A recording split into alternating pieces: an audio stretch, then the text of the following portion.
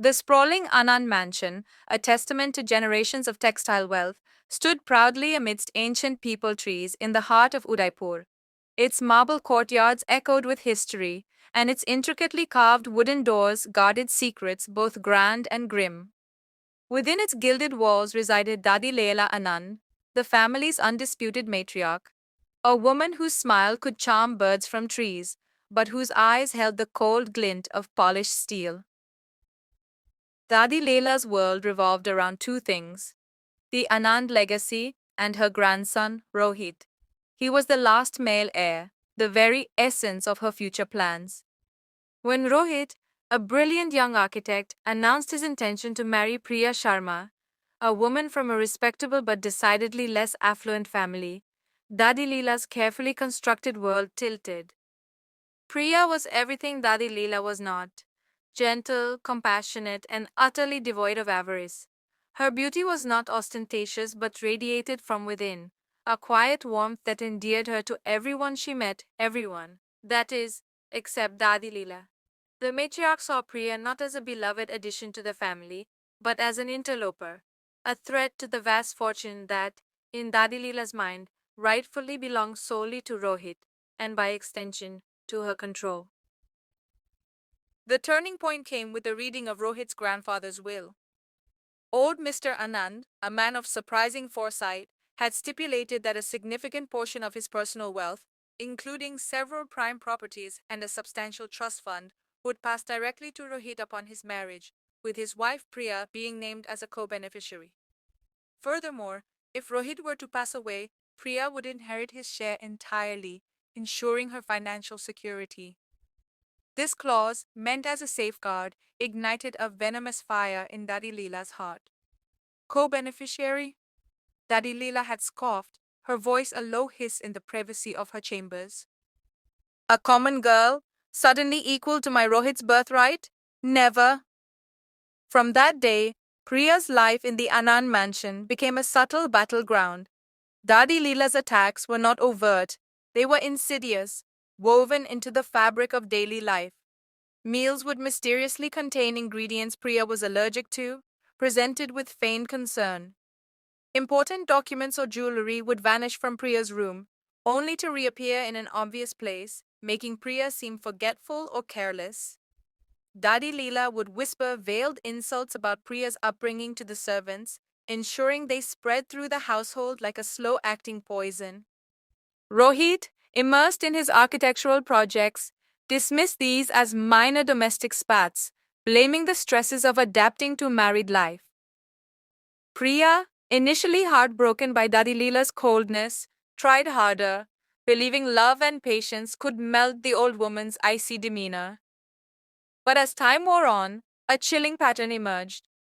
Once, during a pilgrimage to a mountain temple, Dadi Leela insisted Priya walk ahead on a narrow, crumbling path, feigning breathlessness. Priya stumbled dangerously close to the edge before Rohit, noticing her distress, pulled her back. Dadi Leela had merely clucked her tongue. "Oh, such clumsiness, child.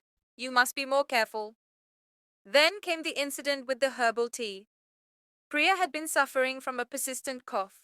Dadi Leela, with solicitous care, prepared a special brew, insisting it was an ancient family remedy. Priya drank it, trusting the matriarch. Within hours, she was racked with violent stomach cramps and a searing fever, barely clinging to consciousness. A frantic Rohit rushed her to the hospital, where doctors diagnosed a severe allergic reaction, baffling them as Priya had no known allergies to common herbs. Dadi Leela wept copious tears at Priya's bedside, her grief appearing genuine. Priya, though weak, began to connect the dots. The accidents, the mistakes, the remedies, they all pointed to Dadi Leela. But what motive could there be? It was a question she dared not voice, even to Rohit, who adored his grandmother. One sweltering afternoon, Dadi Leela made her most audacious move. The old Anand mansion had a vast, disused well in the sprawling backyard, covered by a heavy, rusted iron grate. Dadi Leela, feigning weakness, asked Priya to help her inspect a rare jasmine vine growing near the well. As Priya bent down, admiring the blossoms, Dadi Leela, with surprising strength for her age, nudged the loose grate with her foot, sending it scraping loudly across the stone. Oh dear, it's coming undone, she cried, her eyes fixed on Priya. Priya instinctively recoiled, stepping back just as the grate clanged open, revealing the dark, echoing abyss below. Her heart pounded, not just from fright, but from a terrifying realization. Dadi Leela's expression, momentarily stripped of its usual veneer, was one of pure, unadulterated malice. It was then Priya knew with a certainty that chilled her to the bone. Dadi Leela wanted her gone, permanently. Priya pretended to recover, thanking Dadi Leela profusely for warning her. But inside, a quiet resolve hardened. She began to observe, to document, to gather the threads of Dadi Leela's malevolence. She started keeping a secret diary, noting every suspicious incident, every calculated accident. She even subtly gathered small samples of the herbs Dadi Leela used, hiding them for later analysis. The next major attempt was during the annual Diwali celebration, a night of vibrant lights and joyous chaos. The mansion was ablaze with oil lamps and fireworks. Dadi Leela, feigning a sudden illness, sent Priya to the ancestral shrine, a secluded room on the third floor, to light the sacred lamp. It must be you, my dear, she'd insisted. Your pure spirit will bless us all. As Priya climbed the winding, dimly lit staircase, she noticed a faint scent of kerosene. Her heart leaped to her throat. She reached the shrine room, and just as she stepped inside, a heavy wooden beam, precariously balanced during recent renovations, crashed down from the ceiling. Priya, alert and nimble, screamed and leaped back, barely escaping the crushing impact. The beam splintered where she had stood moments before. Suddenly, a gust of wind, or was it a draft, swept through the room, knocking over a nearby oil lamp. The kerosene-scented rags, which Priya now noticed were strategically placed, ignited instantly. Flames licked up the ancient curtains. Fire! Priya screamed, choking on the smoke. From below, Dadi Leela's voice, surprisingly strong, called out, Is everything all right, Priya? I heard a noise. Her voice carried a triumphant undertone that only Priya could discern. Rohit and the servants rushed up, battling the blaze. Priya, shaken but unharmed, claimed it was an accident. But as she watched Dadi Leela's eyes darting from the smoldering room to her own unscathed self, a chilling understanding solidified. The loosened beam, the kerosene-soaked rags, Dadi Leela's timely illness, it was all orchestrated. That night, Priya confided in her only true ally in the mansion, Shanti, the elderly head cook who had served the Anand family for 5 decades. Shanti, her face etched with wisdom and sorrow, listened intently.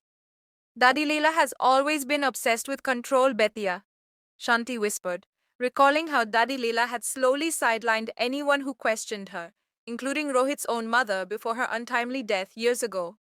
The money, it is her lifeblood. She cannot bear to share, especially not with an outsider. Shanti then revealed a crucial piece of information. Dadi Leela has a small locked chest in her room. She keeps a tiny, ornate vial inside. She calls it Amrita, the nectar of immortality, but I once saw her add a drop of it to the tea she gave your mother-in-law when she was unwell, before she passed. The pieces clicked into place for Priya. Her mother-in-law had died suddenly years ago, a death attributed to a sudden illness. Priya now had terrifying suspicion. Could Dadi Leela have done the same to her own daughter-in-law to ensure Rohit's inheritance was solely controlled by her until he married? And now, she was trying the same with Priya. Priya knew she couldn't confront Dadi Leela without proof. She devised a desperate plan. The next morning, feigning a migraine, Priya stayed in bed. Dadi Leela, predictably, came to her room with a healing potion, a small, dark liquid in a simple glass. Drink this, child, she cooed. It will ease your pain.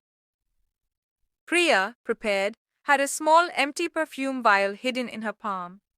As Dadi Leela turned to adjust a curtain, Priya deftly poured a minuscule amount of the liquid into the vial, then swallowed the rest of the potion, forcing a brave face. Thank you, Dadi, she managed, her voice trembling slightly. Later that day, Priya discreetly took the sample to a trusted friend who was a chemist at the local university. The analysis confirmed her worst fears.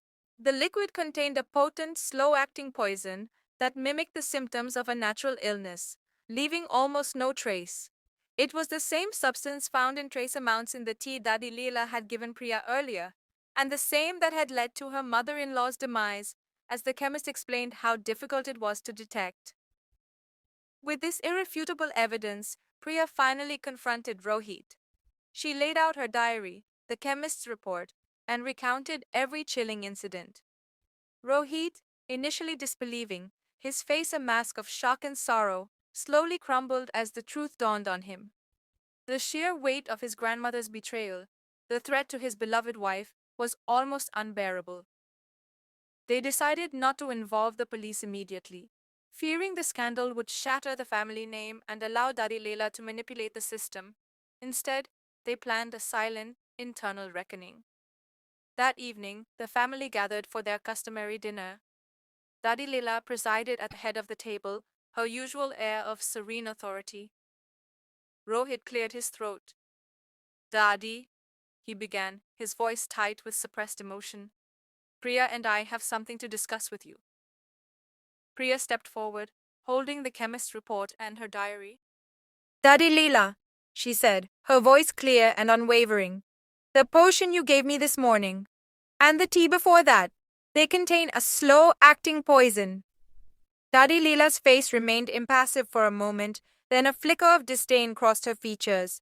Nonsense, child! You imagine things. I gave you only remedies. Perhaps, Priya continued, like the remedy you gave your daughter-in-law years ago? The color drained from Dadi Leela's face. She looked like a statue carved from stone. Rohit stepped closer. Dadi, we have proof. We know about the well, the shrine, everything. We know about Mama. His voice was heavy with pain and accusation. Dadi Leela finally broke, her facade cracking. She was an outsider, just like you, Priya. This wealth, this name belongs to us, the true bloodline. They diluted it. They would have taken everything. Her voice rose to a hysterical shriek, revealing the depths of her madness and greed. The servants, who had been silently observing, gasped. The truth, long suspected by some, was now laid bare. The next few days were a whirlwind of quiet, devastating activity. Rohit, shattered but resolute, took control. Dadi Leela was confined to her rooms, stripped of all authority, her access to the family's assets frozen. The family lawyers were brought in not to press charges directly, but to ensure Dadi Leela could no longer interfere with Rohit and Priya's lives or the family trust. The old matriarch, now a shell of her former self, wasted away, her reign of terror over. The vast mansion, once filled with her insidious presence, began to breathe again, cleansed of its shadows. Priya, with Rohit by her side, slowly rebuilt her life, her resilience forged in the fires of Dadi Leela's malice. The peepal trees outside the Anand mansion continued to stand, their ancient roots holding firm, a silent testament to the enduring power of truth and love over the darkest currents of greed. The secrets of the Anand family were no longer whispers in the wind, but lessons learned, ensuring that the legacy, now truly shared, would thrive, untainted by the